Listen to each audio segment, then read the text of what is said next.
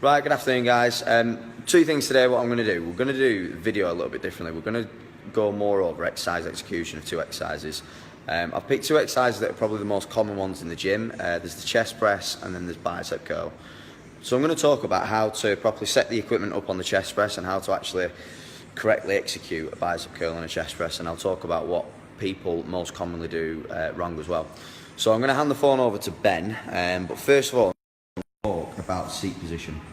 So rather than just doing what most people do, jumping on the piece of equipment, putting the weight on the heaviest and bashing it out, it all depends on what muscles you want to be targeting and where you want the seat to be positioned. So if I can give that to Ben. So in terms of seat position, at the moment, because I'm not the tallest of guys, if it's on level 6, where these handles are is what fibres I'm going to be targeting. So you can see that the handles are more aimed towards the top of my chest. So that's going to be getting the upper part of my fibres in my chest. So if I'm going to be working more the top of my chest, then the seat position for where I am now is absolutely fine. If I want to be getting more power through the middle of my chest or the lower part of my neck, then what I need to do is put the seat up a little bit more. So you can see now the handles, which are technically the line of force, are more towards the lower part in the middle of my chest. Okay, so I'll go through both of them dead quick. What you want to imagine you're doing is, rather than just getting on the machine and just sort of bashing some reps out, you can see that my elbows are dropping and my shoulders are coming up as well. What you need to do is just really think about what muscles you want to be working. So first things first is drive your stomach into the back of the pad. Alright, and really bring your chest up. Near enough every exercise in the gym, you want to be doing what you call a thoracic extension, which is bringing your chest up, alright, because that means that you can get good activation through your chest muscles rather than having your shoulders roll forward. So put your core in against the back of the pad and really keep your chest up, alright. You want to start with your elbows out as well, okay, because that means that you can get more power through the middle of your chest, alright. So rather than letting your elbows drop and throwing it forward, that's more commonly working the front part of your shoulder. There's three parts to your shoulder. You've got your anterior, your medial and your posterior. The idea when you're working chest is you want to eliminate as much anterior delta, the front part of your delta, as possible. More commonly, people roll the shoulders forwards just to get the power through, and they cave the chest in, which puts all the weight through the shoulders. So people won't be developing through the chest area, they'll be developing through the triceps and through the shoulders because they're rolling forward, whereas really what they want to be doing is elbows up. Alright? So, thumbs out first of all, okay, lifting your chest up, alright, and then rather than starting backwards as far as you can get, just bring your arms forward a bit and put tension through your chest. And more think about driving your elbows across your body rather than just throwing the weight forward. There's a massive, massive difference. So chest up, elbows forward, lifting them up a little bit, keeping your head up and really squeezing forward.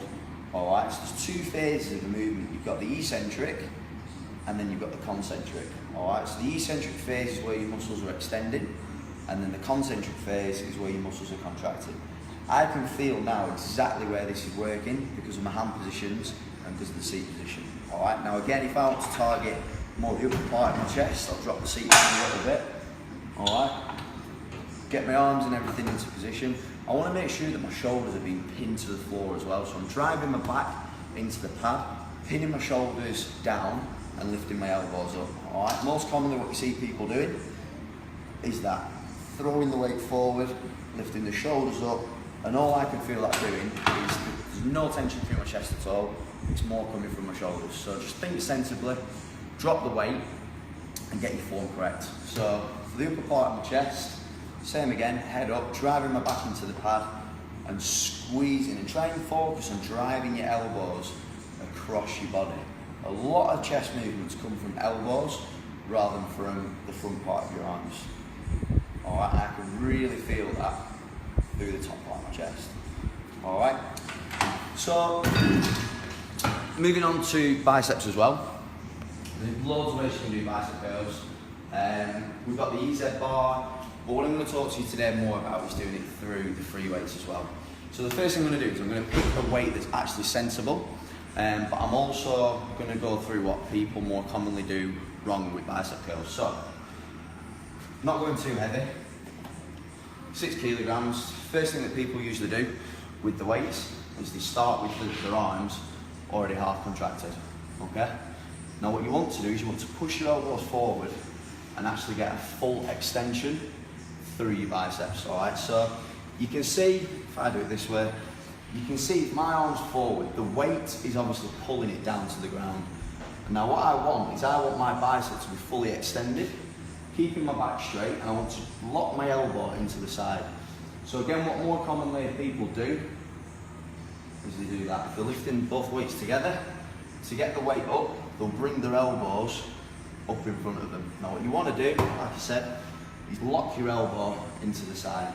Drive it into you, get a full extension, back tall, and squeeze up. So the only part that's moving on your arm is your forearm. Not coming, you're not rotating from your shoulder, there's just flexion at the elbow, and really squeeze at the top, and get that nice and slow eccentric phase. Alright, again, what more people do commonly, mistakes, is throw it up, and then let them drop down.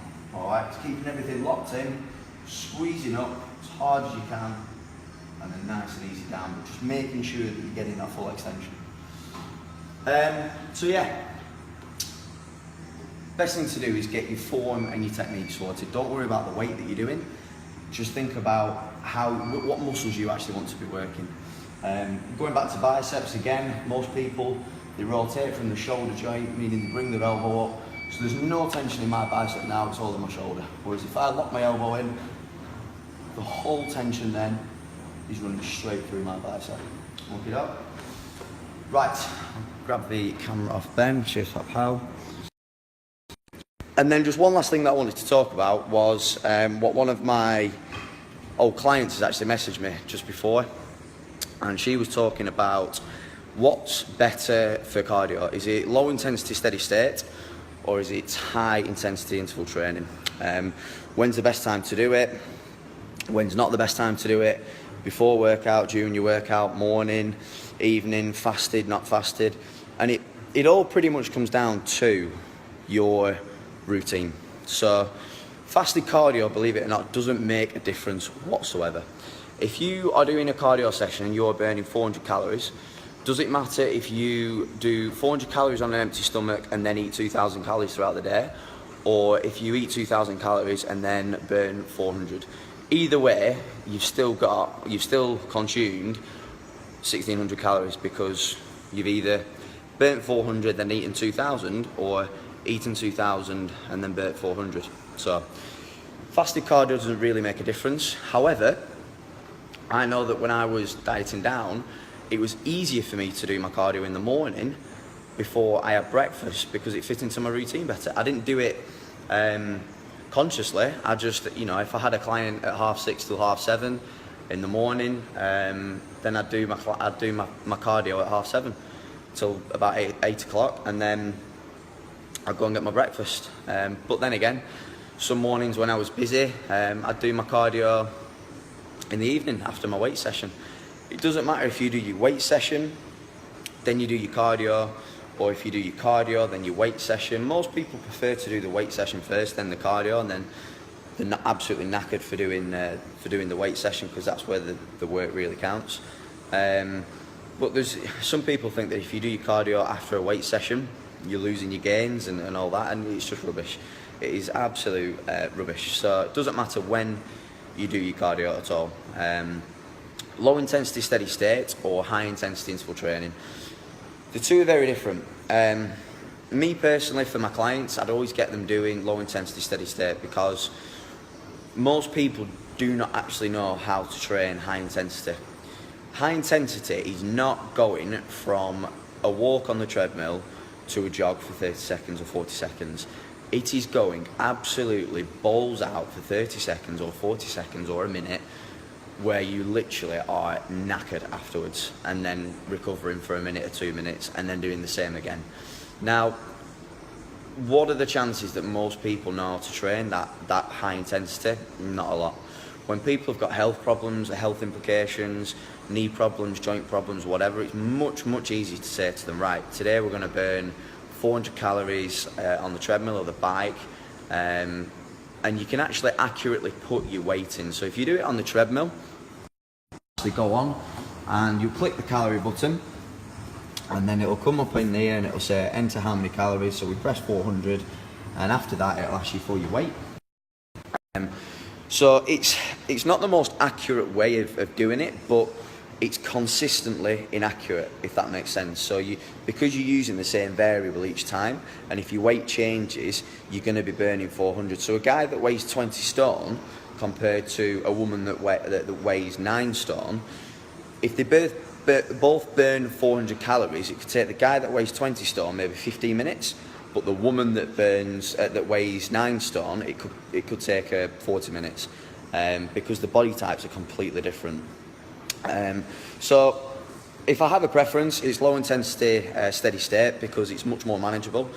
It's more reliable as well, because when you're doing high intensity interval training, there's no real number that you can say how many calories you've burnt. But if I know I need to get someone into a calorie deficit and I need to increase their energy expenditure, I can say, right, well, I want you to burn 800 calories this week, and split that into 2 400 calorie cardio burning sessions, or 1 800, or 1 600, 1 200, whatever suits people's lifestyle the best. And that's ultimately what it comes down to. So I hope that answers your question. If you've got any questions regarding the exercise execution, just drop me a message. If you want me to go through anything again, feel free to nip in. Or if you want any ideas for videos next week, we'll probably do some more exercises next week. Probably thinking lat pull down, but just to review, chest press, get the seat position sorted. Actually think about consciously putting tension through your chest and lifting up from your thoracic spine. Then you can put tension through your chest muscle, rather than putting the weight stack on the bottom and throwing your shoulders forward, because you're not targeting the muscles that you want to be targeting. And again, with the bicep curls, just make sure that you're getting a full extension through your biceps and a full contraction as well.